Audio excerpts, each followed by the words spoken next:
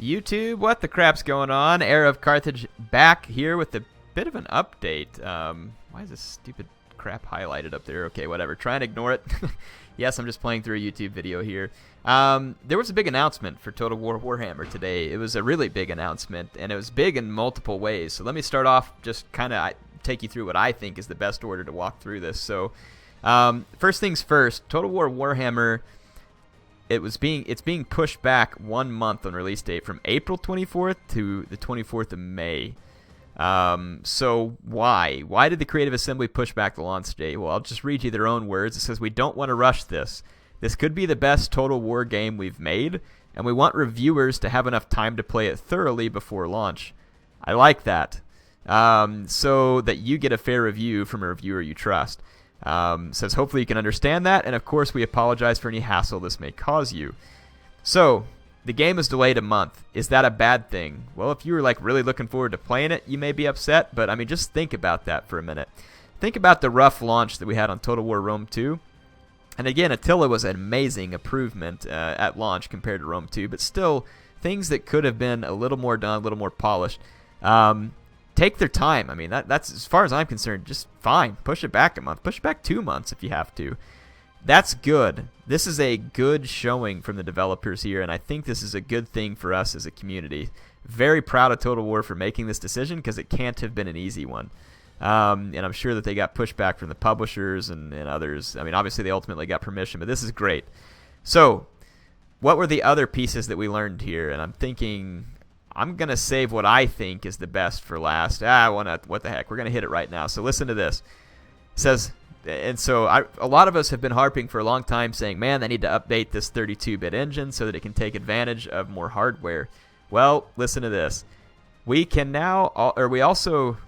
also now reveal that Total War Warhammer will be the first 64-bit Total War title, and that we're also releasing an additional 60 FPS spec.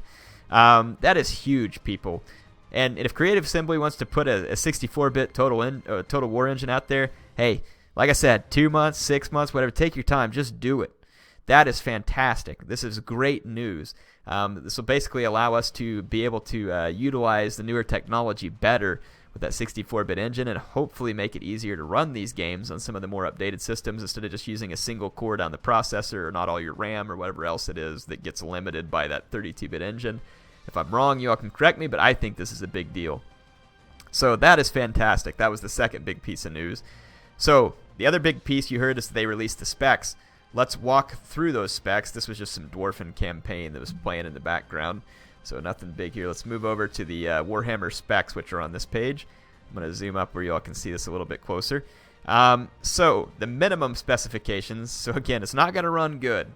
15 to 25 FPS on the campaign map, and in a 1v1 with 20 units in the battle, default graphics set to low. So this is basically what you can get by with if you do not mind the game looking and running like crap. It's going to be an Intel Core 2 Duo, 3 gigs of RAM, 35 gigs of hard drive space, an AMD Radeon 5770 or better, or an NVIDIA GTX 450 or better. Now, the Radeon 5770, just to give you all an idea, I owned that card like 4 or 5 years ago, whenever it was my first computer that I did. Well, my first new gaming computer that I got back in the day. So, yeah, I mean, not a ton of requirements, but obviously it is not going to run well. So let's go on down here. And the recommended specifications. So this is in order for you to get 45 to 55 FPS on the campaign map and in a 20 versus 20 unit 1v1 battle. Default graphics set to high. So if you want to run the game on high and get pretty good FPS there at the 45 to 55, you need to have an i5 4570. Or better, of course, 8 gigs of RAM, 35 gigs of hard drive, and they're recommending a Radeon R9 270X with 2 gigs of video RAM, or a GeForce GTX 760 with 2 gigs of RAM. That 760 is what I also used to run in my PC before I upgraded. Now, for the 60 FPS plus, now this is what I'm concerned with because I have to record as well, and I want it to be very smooth. This is going to be tricky. So they're saying, in order to get to this level, you need a Devil's Canyon 4790K, which mine's only a 4770K, so mine does not run at the base clock speed that high. I may think about overclocking my processor on this, but we'll kind of just see how the game runs when we get it, because I could always buy a cooler and just overclock my 4770K and basically get the same deal out of it. 8 gigs of RAM, which I'm running 16 gigs, a pretty quick DDR3 RAM. It's not DDR4, but it's just as fast as some of the DDR4. But I mean, whatever it is, I'm not worried about it. Video card, they're recommending an AMD Fury X or NVIDIA GTX 980 to run at this FPS at 1080p. I'm running the 970 with 4 gigs of video RAM.